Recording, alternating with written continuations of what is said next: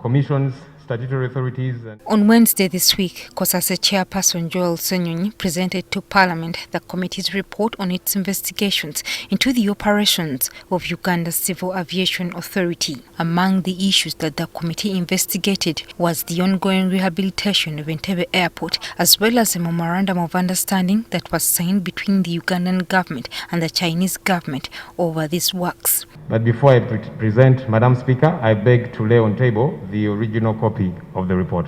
But after his presentation, some of the legislators in the House were left unimpressed with the investigations that were undertaken by Ssenyonyi's committee. I think the committee left out the juicy part of it. What was the scope of the investigation? The scope of the investigation is that there was mismanagement. And who mismanaged? The people were in the CAA. Now it has left out the $200 million. What was the purpose of $200 million? Deputy Speaker Anita Among also had her own reservations on the report. You talk about the governance, you talk about all those kind of things. So it covers all of that.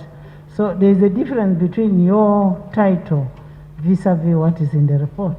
In an interaction with the COSASE chairperson today, Joel Ssenyonyi expressed confidence in the investigations conducted by his team.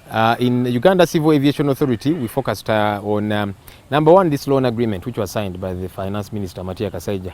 Very problematic clauses therein, and he also admitted, because there are clauses to say, before UCA expends any of its money, China has got to approve. The budget of UCA has got to be approved by China, but we are a sovereign state. Ssenyonyi is also content with the report that was presented. For starters, I'm glad that we have, in a short period, been able to produce 2 reports. And we have 2 reports. I'm told there are people who never reported at all.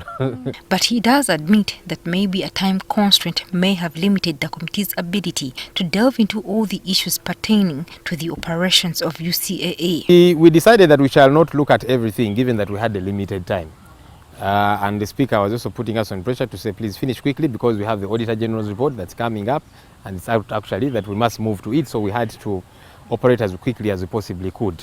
Despite the criticism, Ssenyonyi is not concerned about people who think that his committee did not do a good enough job. There are people who did not want us to start working, and now some of those very people are the ones complaining. Now, okay, we've done a report, but it is lacking many things.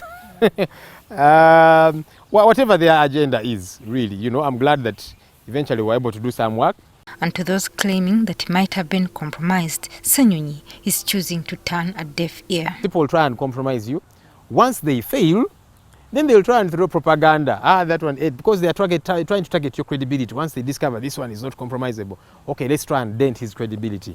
But it's important to keep endeavoring to do the right thing. Next week, the House will debate the report that was presented by COSASE.